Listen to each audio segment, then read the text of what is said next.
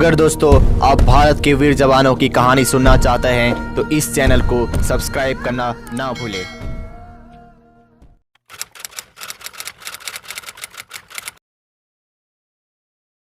आज हम बात करेंगे सूबेदार जोगेंद्र सिंह जी के बारे में। उन्हें किस युद्ध के लिए मिला था परमवीर चक्र? श्री जोगेंद्र सिंह जी का जन्म 24 सितंबर 1921 को पंजाब के मोगा जिले के गांव महकालन ब्रिटिश भारत में हुआ था। उन्होंने प्राथमिक स्तर की पढ़ाई नाथू आला गांव में तथा उसके बाद दरोली गांव के मिडिल स्कूल से की थी। बाद में उन्होंने सेना में शामिल होने का फैसला किया, जिससे कि उन्हें वह पहचान और उद्देश्य मिल सके। ब्रिटिश भारतीय सेना में शामिल होने पर श्री सिंह जी को 24 सितंबर 1936 को 6 रेजिमेंट की पहली बटालियन में तैनात किया गया था।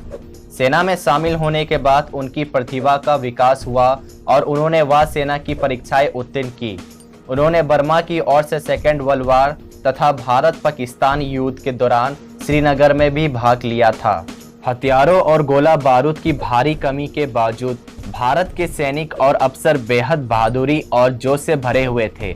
आखिर 20 अक्टूबर 1962 को चीन और भारत बुमला मोर्चे पर अपनी अपनी फौजों के साथ आमने सामने आ गए। फिर अगस्त 1962 में शुरू हुआ भारत चीन युद्ध, जब चीन की पीपल्स लिबरेशन आर्मी ने भारत पर हमला कर दिया था। ट्विन पीक्स से 1 किलोमीटर दूर दक्षिण पश्चिम पर पहली सिख बटालियन की एक डेल्टा कंपनी ने अपना बेस बनाया था। उनकी डेल्टा कंपनी की 11वीं पलटन आईबी रिज पर तैनात थी, जिसके कमांडर थे सूबेदार जोगेंद्र सिंह जी।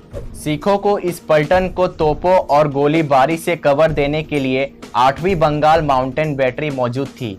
20 अक्टूबर की भोर थी जब असम राइफल्स की बुमला आउटपोस्ट के एक जेसीओ ने देखा कि बॉर्डर के पार सैकड़ों की तादाद में चीनी फौज जमा हो रही है।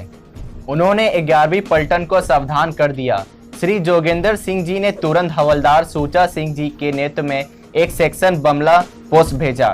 फिर उन्होंने अपनी कंपनी हेडक्वार्टर से सेकेंड लाइन गोली बारूद मुहैया कराने के लिए कहा।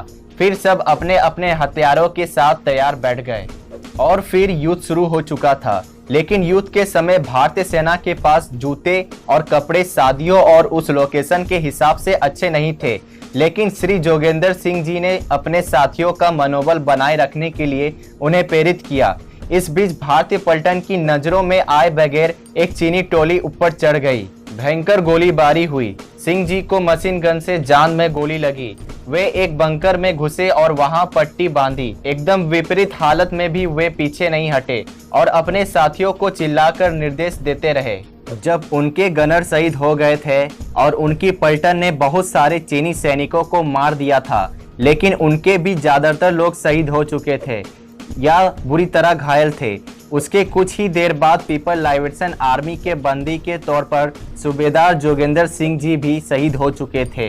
देश के लिए अपने महान कार्यों और अपने सैनिकों को युद्ध के दौरान प्रेरित करने के उनके प्रयासों के कारण उन्हें भारत सरकार द्वारा वर्ष 1962 में मरणोपरांत भारत के सर्वोच्च सम्मान परमवीर चक्र से सम्मानित किया गया।